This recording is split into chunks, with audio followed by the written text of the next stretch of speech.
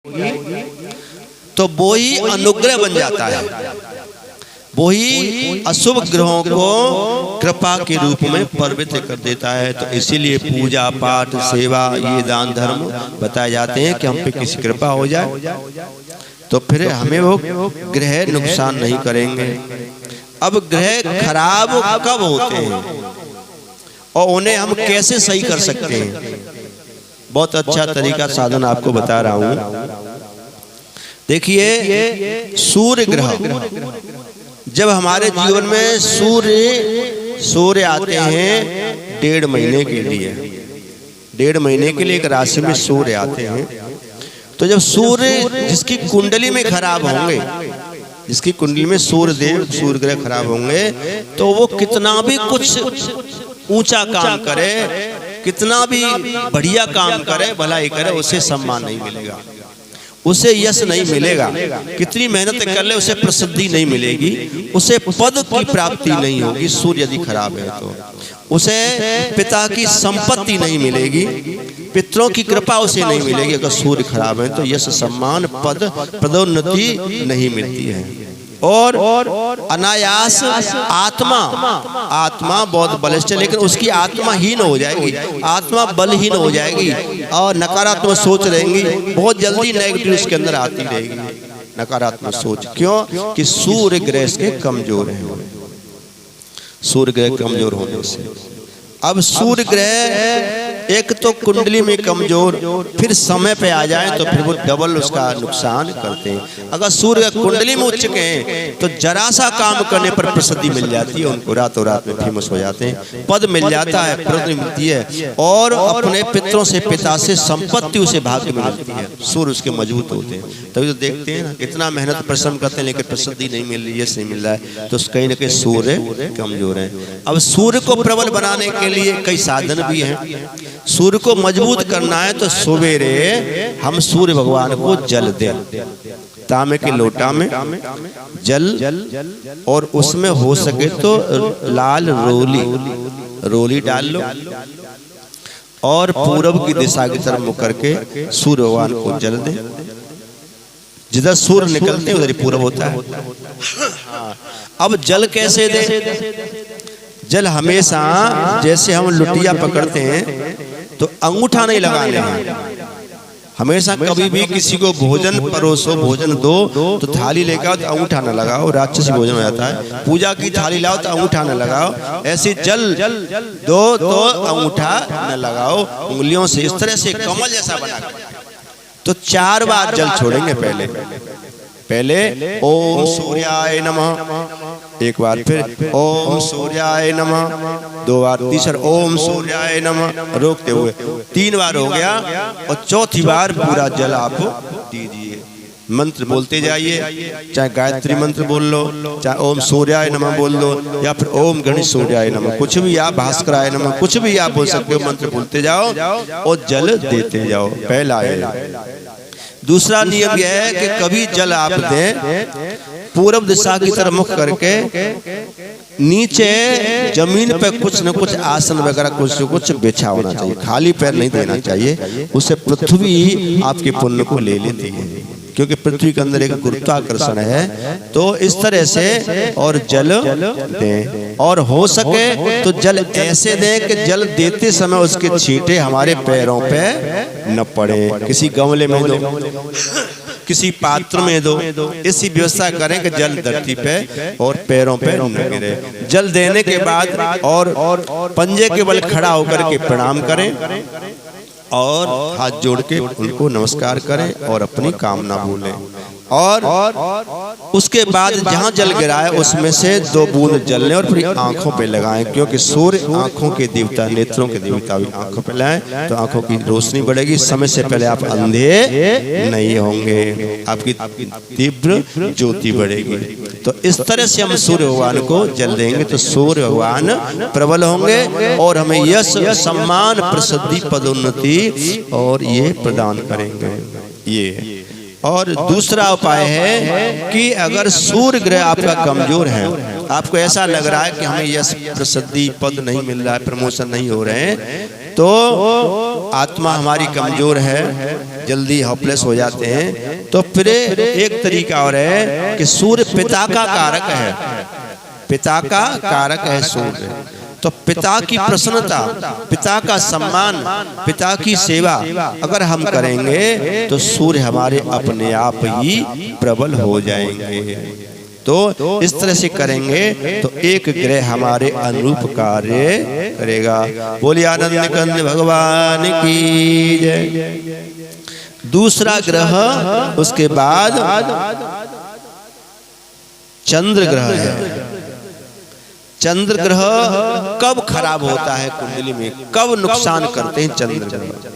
चंद्र ग्रह ध्यान रखना कि किसी का मन हमने दुखा दिया, किसी के मन को ठेस पहुंचाई, किसी के मन को हमने दुखाया तो निश्चय आपका चंद्रमा खराब हो जाएगा, अशुभ फल देगा। क्योंकि चंद्रमा मन सो जात चक्षु, चंद्रमा मन का कारक है।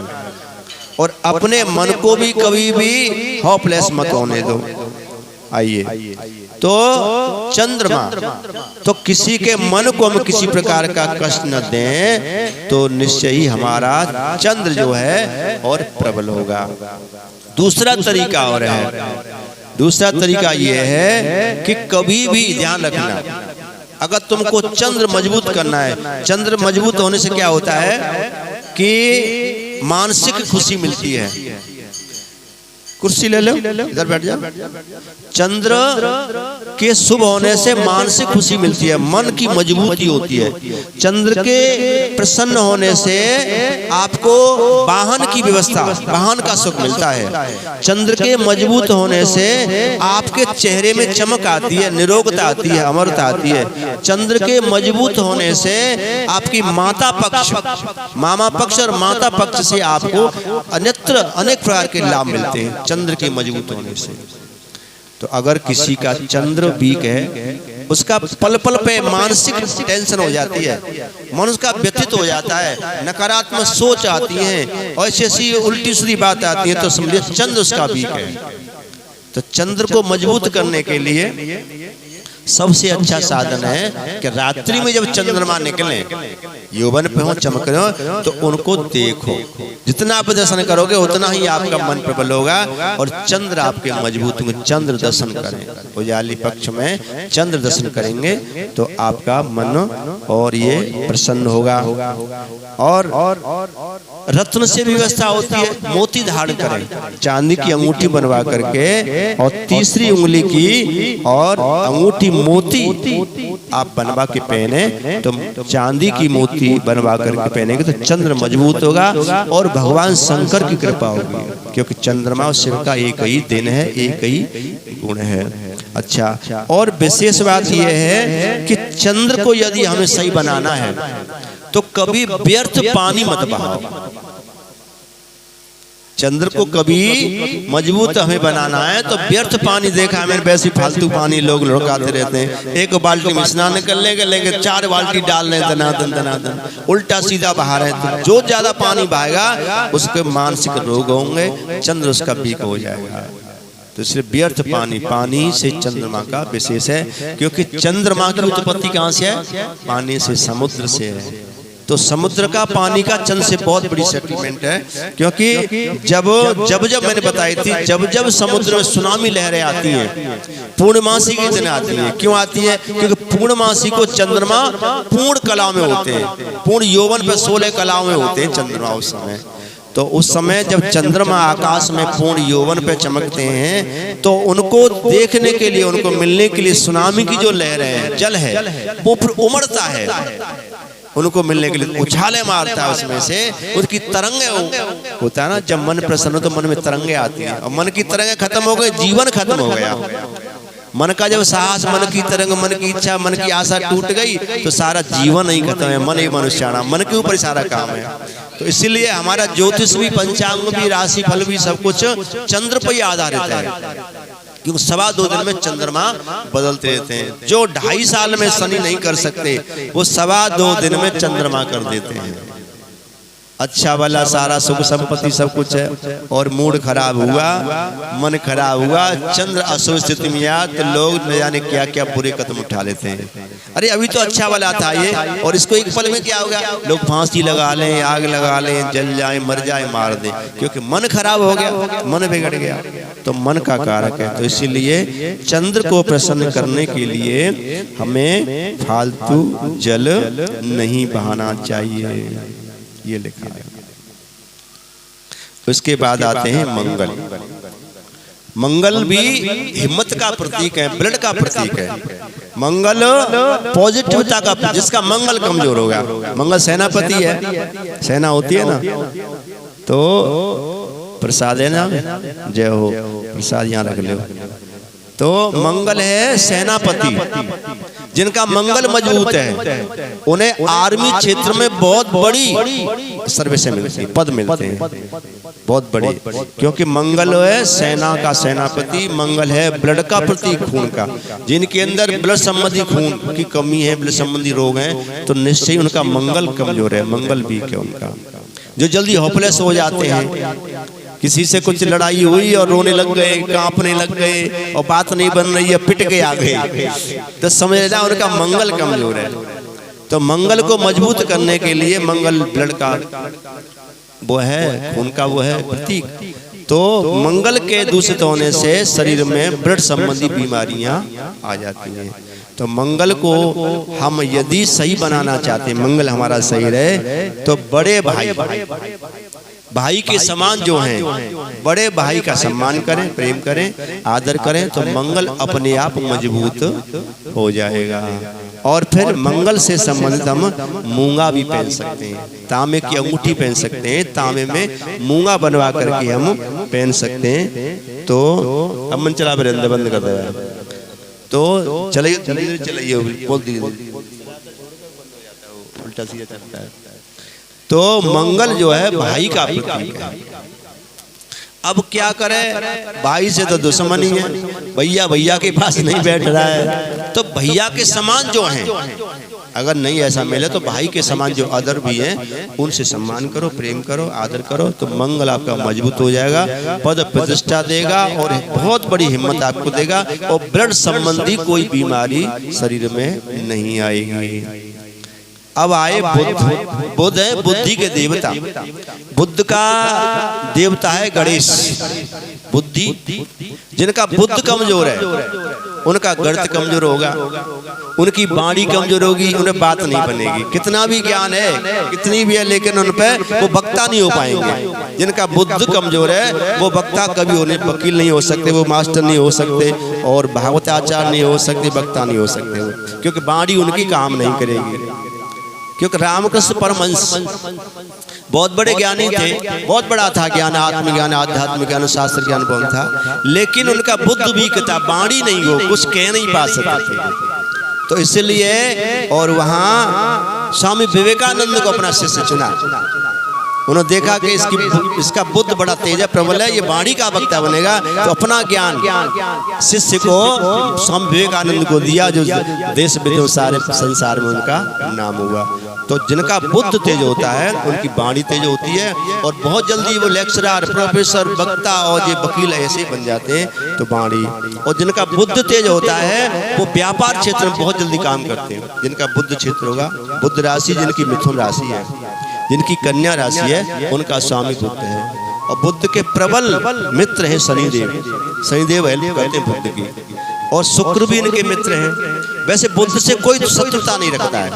बुद्ध ऐसे हैं कि इनसे कोई भी ग्रह दुश्मनी नहीं मानता है।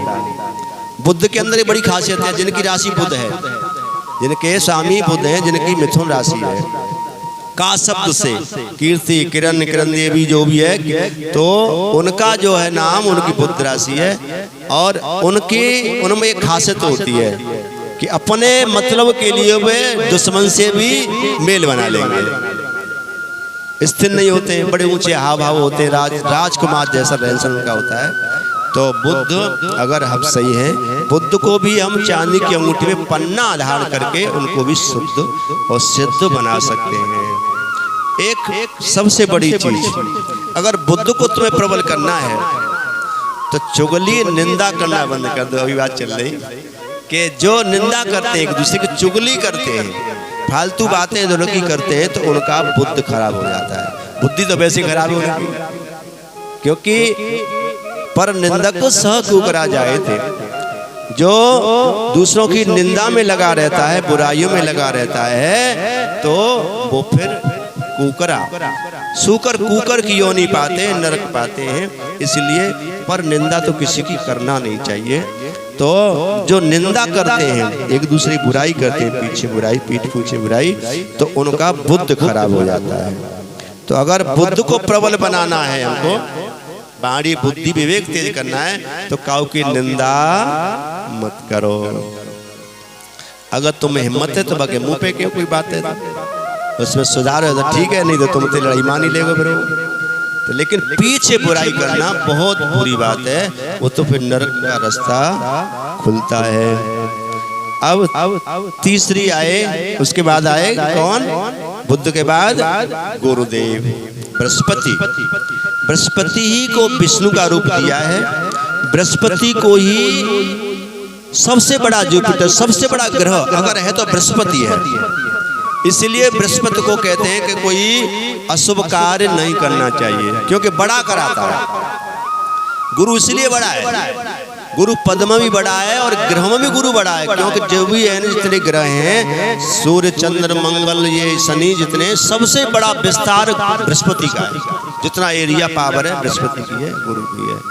तो गुरु अगर आपके कुदृष्टि में है, गुरु अशुभ है, तो ज्ञान आपको नहीं मिलेगा, विद्या आपको नहीं मिलेगी, उच्च शिक्षा आपको नहीं मिलेगी, ऊंचा पद भी आपको नहीं मिलेगा, आपका भाग्य कमजोर होगा और आपको धन की व्यवस्था भी नहीं मिलेगी, पिता का सुख भी नहीं मिलेगा अगर गुरु कमजोर है तो। और गुरु कमजोर है तो आध्यात्म विद्या तो आपको मिल ही नहीं सकती है। सत्संग, उनका गुरु ही कमजोर है। जो भगवानी कथा में नहीं आते हैं, सत्संग में नहीं आते हैं, आलस में पड़े रहते हैं, मंदिर पे नहीं आते हैं, तो उनको फिर ठोकर लगती है जब भागते हैं वो। जब कहते हैं कि साथ फूट जाएं, जब भगवान दिखते हैं, वहां से पहले नहीं दिखते। तो उनका गुरु ही कमजोर है, समझिए उनका गुरु कमजोर है, बृहस्पति कमजोर है, इसलिए उनका मन नहीं करता है, वो आएंगे ही नहीं। तो गुरु जिनका कमजोर है, तो गुरु को प्रबल बनाने के लिए सबसे अच्छा साधन है जिनके गुरु हैं, गुरु की सेवा, गुरु की प्रसन्नता सबसे उत्तम साधन है। जैसे गुरु की गुरु तुल्य जो हैं, जो ज्ञानी पुरुष हैं, ब्राह्मण हैं, संत हैं, गुरु हैं, आचार्य हैं, पिता हैं, कोई भी है, जिनसे हमें अच्छी सलाह मिलती है, अच्छा ज्ञान मिलता है, जो अच्छा हमारा हित सोचते हैं, अच्छी हमें राह बताते हैं, वो कोई भी है, वो गुरु के स्थान पर ही माने जाते हैं। तो उनकी प्रसन्नता आप लीजिए, जरूरी नहीं है तो इच्छा ही किसी से लियो। जो हमें अकल बता रहे हैं, रास्ता बता रहे हैं, शिक्षा दे रहे हैं और हमें मार्गदर्शन कर रहे हैं, हमारा हित चाह रहे हैं, वो गुरु ही है। कि गुरु ही एक ऐसा है, सबका हित चाहते हैं। गुरु बृहस्पति कभी किसी का हित नहीं चाहते हैं। एक बार कथा आती है कि चंद्रदेव गुरु बृहस्पति के यहाँ शिक्षा लेने के लिए आए। अब शिक्षा लेते लेते काफी समय हो गया, गुरुजी ने कहा कि ऐसा है कि हम तीर्थों पे जा रहे हैं कुछ समय के लिए, आप अध्ययन करो। अब ऐसा कुछ समय का बन गया व्यवस्था कि चंद्रदेव अध्ययन करते हैं, तो जो गुरु माता है तारा जिनका नाम है, अब ऐसा समय का प्रकोप, कहते हैं कि इंद्रियां बड़ी बलवान, न जाने कब कहाँ गड़बड़ कर दें। तो जो गुरु की पत्नी है तारा, उनका मन ही चंद्रमा पे आ गया। चंद्रमा बहुत सुंदर है, राजकुमार चंद्रमा, क्योंकि जब दक्ष के यहाँ गए तो दक्ष की बेटी थी 60, तो चंद्रमा सबकी शादी कर दी, 27 रह गई। चंद्रमा को बुलाया कि आप शादी के लिए आपको बुलाया, हमारी जो बेटी आपको पसंद कर ले, शादी कर लेना, ठीक है। तो 27 कन्याओं ने चंद्रमा को पसंद कर लिया, 27 पत्नी चंद्रमा की हो गई, वो 27 में सकते हैं। तो चंद्रमा बहुत सुंदर है, चंद्रमा को तो श्राप लगाए कई जगह, जब जाकर के रूप में चंद्रमा बहुत सुंदर है। तो गुरु पत्नी तारा का ही मन उन पे आ गया। अब कथा ऐसी आती है कि उनसे संबंध हो गया और तब बुद्ध जाके पैदा हुए। बुद्ध चंद्र के पुत्र हैं। तो अब जाकर के सब देवता इकट्ठे हुए, क्योंकि पहले नारी को स्वतंत्रता थी, लेकिन फिर भी एक मान मर्यादा का दायरा होता है, उससे आगे नहीं जाना चाहिए। तो इसीलिए लिखा है भागवत में सबसे पहले श्लोक लिखा है कि बलवान इंद्रिय गामो विद्वांस विकर्षति। इंद्रियां इतनी बलवान हैं कि न जाने कब कहाँ गिर जाए इसका कोई भरोसा नहीं है। इसीलिए शास्त्र कहते हैं कि जवान भाई बहन को एकांत में नहीं रहना चाहिए, जवान माँ बेटा को एकांत में नहीं रहना चाहिए, जवान देवर भाभी को भी एकांत में नहीं रहना चाहिए। यहाँ तक लिख दिया है किसी आश्रम में अगर गाय, गधी, घोड़ी, बकरी अगर किसी आश्रम में हो और वहाँ संत हो तो वहाँ संत का भी पतन होने में देर नहीं लगती है। यहाँ तक लिख दिया है। तो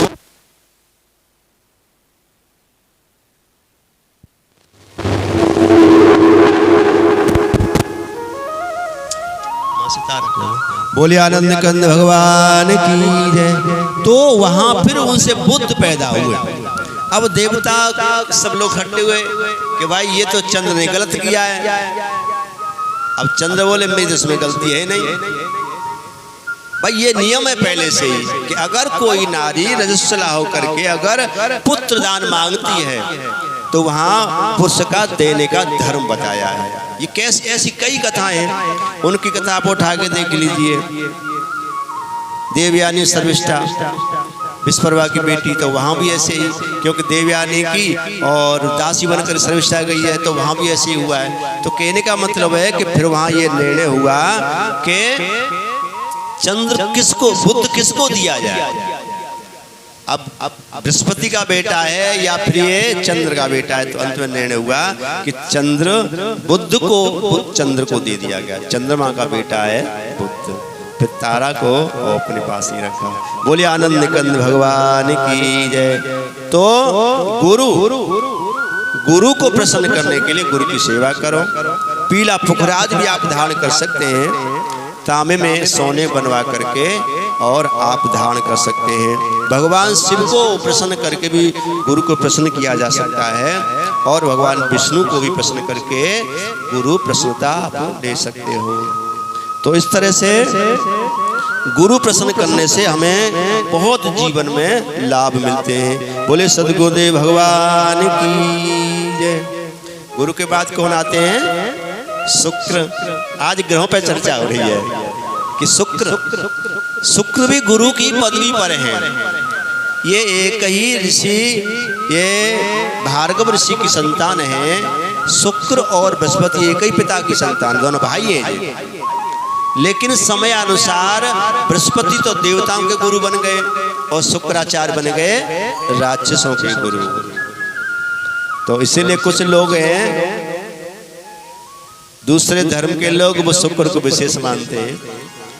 रोजा वोजा के शुक्र वक्र कोई होता है, तो ये कहानी यहाँ चलती है। तो शुक्र राक्षसों के गुरु माने गए। अब शुक्र जब खराब होते हैं तो गृहस्थी का सुख नहीं मिलता, संतान पैदा नहीं होती, नपुंसकता आती है और चेहरा सुंदर नहीं होगा, कुरूप हो जाएगा, शान सजावट में कमी हो जाएगी। भूमि भवन वाहन शौक लग्जरी जितनी भी है, जो सौंदर्यता की चीजें, आनंद की चीजें, सुख की चीजें, वैभव की चीजें, ये चीजें प्राप्त नहीं होंगी अगर शुक्र कमजोर है। तो शुक्र गृहस्थ सुख नहीं मिलेगा, पति पत्नी में झगड़ा होगा, गृहस्थ संबंधी सुख नहीं मिलता है और पहनावा, सुंदरता, वस्त्र आदि ये का इसका भी सुख नहीं मिलता है। शुक्र कमजोर होते हैं। शुक्र को मजबूत करने के लिए पहला साधन, जिन पुरुषों की कुंडली में शुक्र कमजोर है उन्हें नारी का सम्मान करना चाहिए। शुक्र नारी का प्रतीक है, नारी जैसा सौंदर्य प्रिय होता है। तो जिनकी कुंडली में शुक्र कमजोर है तो उन्हें अपनी पत्नी का सम्मान, आदर करना चाहिए, प्रेम करना चाहिए और उनकी उचित तरह से देखभाल की जाए तो उनका बिना कुछ करे शुक्र मजबूत हो जाता है। सारी सुख समृद्धि अपने आप आती है। शुक्र लक्ष्मी का भी प्रतीक है। शुक्र लक्ष्मी का प्रतीक है, शुक्रवार का व्रत लक्ष्मी का व्रत होता है। तो शुक्र जिनके मजबूत है उनके जीवन में अपने आप सौंदर्य आता है, अपने आप उसका रहन सहन बढ़िया हो जाता है, सारे प्रकार की सुख सुविधा लग्जरी बढ़िया हाई फाई व्यवस्था उनकी हो जाती है और जीवन सुखमय बन जाता है। तो शुक्र इस तरह से मजबूत होते हैं। माँ लक्ष्मी की पूजा करें तो शुक्र मजबूत होंगे, शुक्राचार्य। और शुक्र को मजबूत करने के लिए आप श्वेत पुखराज भी पहन सकते हैं। एक आता है रत्न जो चांदी की अंगूठी में बनवाया जाता है। तो शुक्र को प्रसन्न करने के लिए मतलब अपनी पत्नी को प्रेम करें। जहाँ तक ये आवाज जा रही है तो वो सुन लें कि अपनी पत्नी का सम्मान प्रेम करेंगे तो आपके घर में बहुत जल्दी सुख समृद्धि आएगी। और नारियां भी मैया भी सुन लें, वो भी अपने पति को प्रेम करें। क्यों क्या होता है कि पैरों में शनि का वास है, हाथों में शुक्र का वास है। इसीलिए अगर जो नारी अपने पति के चरण दबाती है, जो नारी अपने पति के चरण दबाएं, चरण छुएं, प्रणाम करें तो उनके घर में लक्ष्मी का आगमन हो जाता है। क्योंकि जब शुक्र और शनि दोनों मिल जाते हैं, शुक्र लक्ष्मी मिल जाते हैं तो वैभव अपने आप होता है। इसीलिए लक्ष्मी मैया हर समय भगवान नारायण के पैर दबाती रहती हैं, क्योंकि भगवान विष्णु सबसे बड़े पालन करता है। भगवान विष्णु पिता है और भगवान शिव गुरु है और ब्रह्मा जी है माँ इस सृष्टि का निर्माण करती है, पिता पालन करता है और मार्गदर्शन कल्याण गुरु करते हैं। गुरु की पदवी पे शिव हैं, माँ की पदवी पे ब्रह्मा जी हैं। अगर ब्रह्मा जी को प्रसन्न करना है तो माँ की सेवा करो, वंश वृद्धि हो जाएगी। अगर तुमको ऐसा करना है कि मेरे घर में अन्न धन भंडार भरे रहें तो पिता का सम्मान करो, तो तुम पालन करता बन जाओगे। अगर तुम चाहिए मुक्ति मोक्ष कल्याण चाहिए, ज्ञान चाहिए, आध्यात्म चाहिए तो शिव रूपी गुरु की पूजा सेवा करो। तो इस तरह से शुक्र आपका मजबूत हो जाएगा। बोले गोविंद भगवान की जय। अब कौन आए? शनिदेव। शनिदेव का बड़ा बोलबाला है, शनि से सब भयभीत हो जाते हैं। लेकिन शनि इतने बुरे नहीं है, बहुत अच्छे देवता हैं, न्यायकारी देवता हैं, न्याय प्रिय हैं। जो जैसा करता है उसको पैसा देते हैं और तुमको मजबूत बनाते हैं। अगर शनि तुम्हारी कुंडली में, तुम्हारे ग्रह दोष में आ गए तो ऐसा लग रहा है कि कुछ गलत प्रभाव हो रहा है। इस समय कुंभ राशि में शनि बैठे हैं, जिनकी कुंडली में अच्छे हैं उन्हें लाभ दे रहे हैं और जिनकी कुंडली में अशुभ दृष्टि बैठे हैं तो उन्हें इस समय मजबूत बना रहे हैं। ये न समझो हमें कष्ट दे रहे हैं। घड़ा होता है ना, कच्चा घड़ा, और जब कुम्हार होता है तो उससे पीट पीट के वो मजबूत बना देता है और पक जाता है तो वही फिर जल बनने योग्य हो जाता है। होता है ना कि अंदर हाथ लगा लेगा ऊपर लकड़ी के, उससे वो धीरे धीरे पीट के। ऐसे ही शनि का हिसाब होता है, ऐसे गुरु का हिसाब होता है। तो वो आपको मजबूत करते हैं, आपत्तियों से, विपत्तियों से, समस्याओं से लड़ने की ताकत आपको देते हैं और आप डटे रहे तो फिर वो ही आपको रंग से राजा बना देते हैं।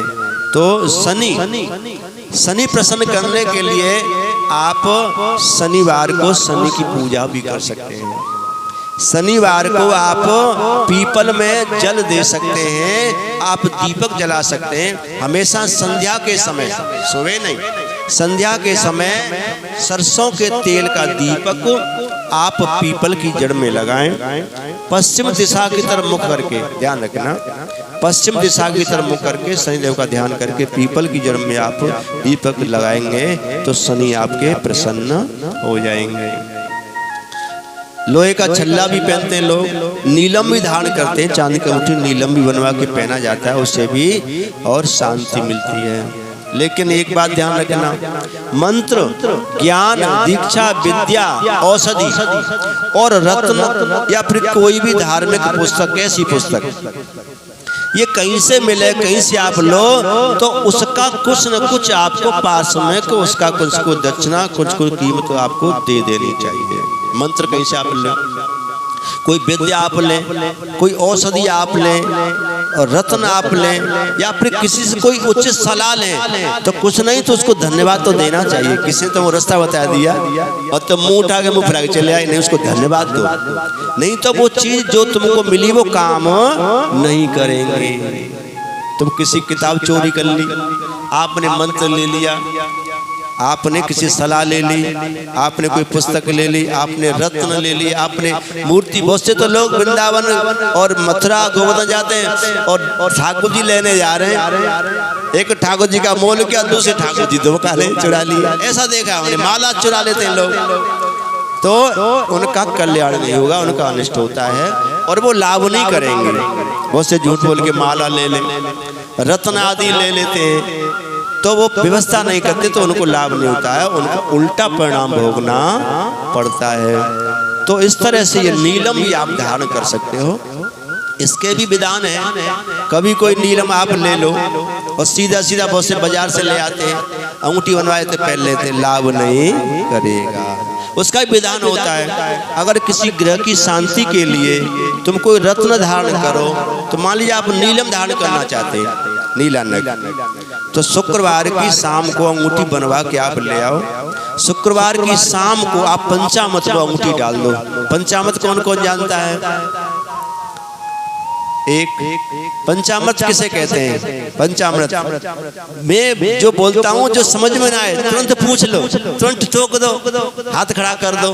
भाई हम अब तुम्हें बताने के लिए बैठे हैं भाई, बहुत सी चीजें हम कह रहे हैं और नहीं समझ में आ रही कोई चीज है तो पूछ लो तुरंत।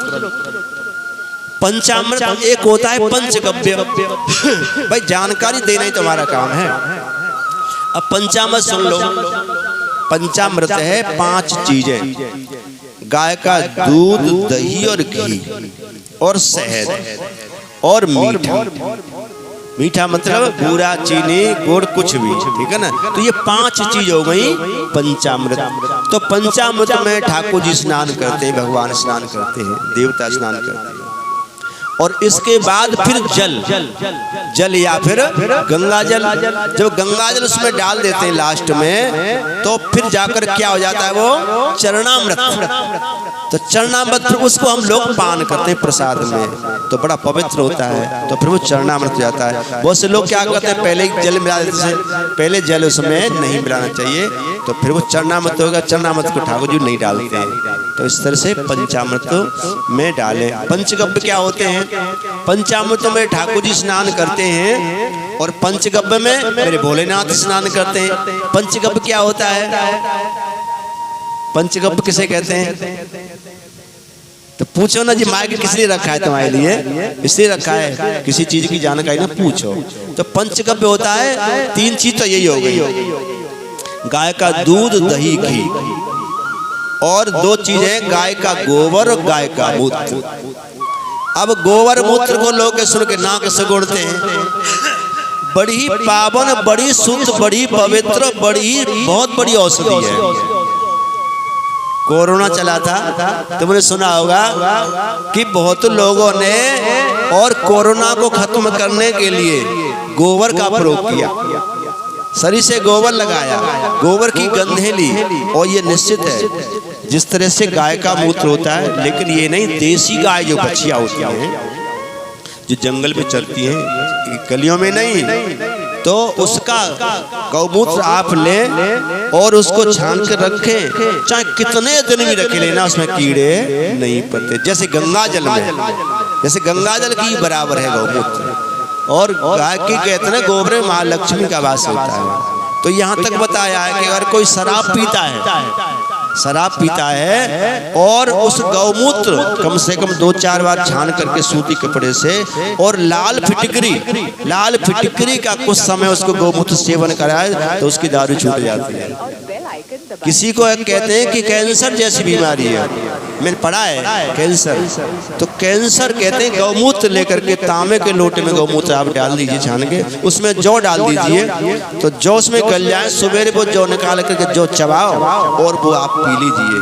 तो कहते हैं 15 दिन के योग करने से और कैंसर इस बीमारी खत्म हो जाती है। एक नहीं अनेक और हो गए। आंखों की परेशानी है तो गौमूत्र छान करके आप जैसे दवा डालते ऐसे डालिए तो आंखों की रोशनी बढ़िया, ठीक है ना। किसी का पेट खराब रहता है पेट गैस बनती है, अपच रहती है, तो उसमें आप एक चम्मच कम से कम 5-6 बार छान करके रख लीजिए, और बाजारों में मिलता है तो उसको एक चम्मच आप पी लीजिए, तो पेट की सारी बीमारी खत्म, सारे कीड़े खत्म, सारा पेट का डाइजेशन हो जाता है। तो कुल मिला के यहाँ लिखा, मैंने देखा है भागवत में दिखा है कि भरत जी जब राम वनवास को चले गए तो भरत जी ने गौ गोबर अपने शरीर पर लगा कर स्नान करते थे, और गौ का मूत्र और वो रख करके शुद्ध करके उसका पान करते थे। इसमें साफ लिखा है भरत जी। किसी ने पूछा कि आप ऐसा क्यों करते, कि मैं इसलिए करता हूँ कि मेरी बुद्धि में कोई विकार ना आ जाए। मेरे भैया राम मुझे इतनी बड़ी और वस्तु, इतनी बड़ी शक्ति मुझे सौंप करके गए, धरोहर मुझे सौंप के गए, कहीं मेरे अंदर कोई बेकार ना आ जाए मेरे मन बुद्धि में, तो इसलिए मैं इसका सेवन करता हूँ, मेरी मन बुद्धि आत्मा पवित्र रहे। ये भागवत में लिखा है। तो इतनी बड़ी तासीर उसके अंदर होती है। तो पंचगव्य क्या हो गए? गाय का दूध, दही, घी, और गाय का गोबर और मूत्र। तो इस समय भगवान शंकर स्नान करते हैं, ठाकुर जी स्नान करते हैं पंचामृत में, और मेरे भोलेनाथ करते हैं पंचगव्य में स्नान करते हैं। तो इस तरह से पंचामृत में वो अंगूठी आप मान लीजिए नीला नग शनि का पहन रहे हैं, तो शुक्रवार की शाम को पंचामृत थोड़ा थोड़ा ले लीजिए और उसमें वो अंगूठी डाल दो। सवेरे शनिवार के दिन स्नान करिए, स्नान करने के बाद और उसको निकाल करके जल से गंगा से उसको पवित्र करें, धूप दीप जलाएं, और पूजा घर में या शनिदेव के पास या कहीं भी सामने रख के, और कम से कम 1 से 8 बार मंत्र जाप करें शनिदेव का।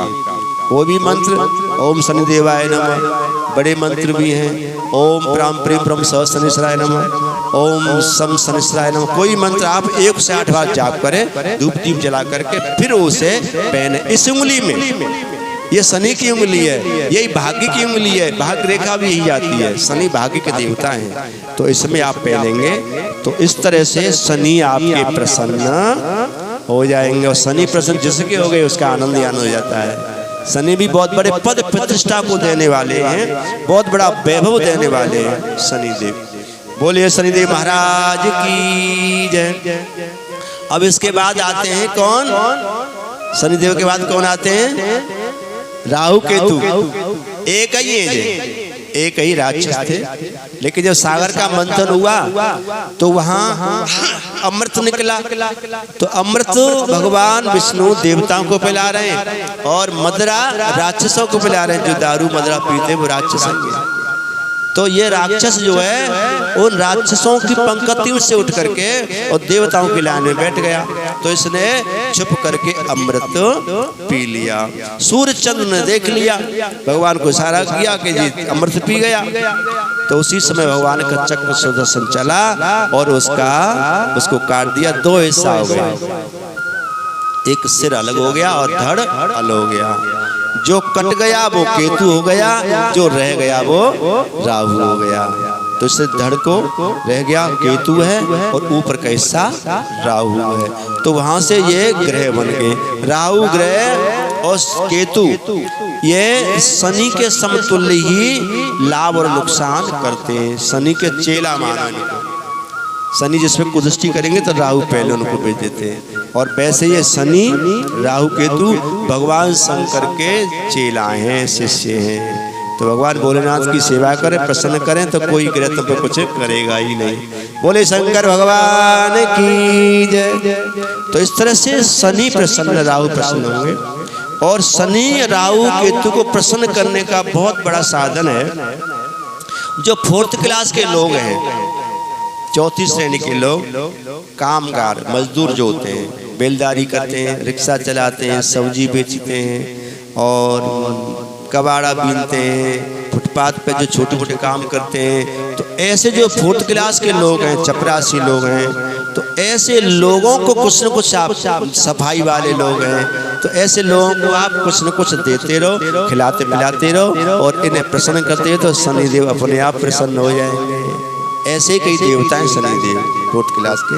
तो इस तरह से और यहाँ ग्रहों की चर्चा आज हमने करी कि कौन सा ग्रह आए तो क्या करते हैं और कैसे प्रसन्न होते हैं। बोलिए आनंद कंद भगवान की जय।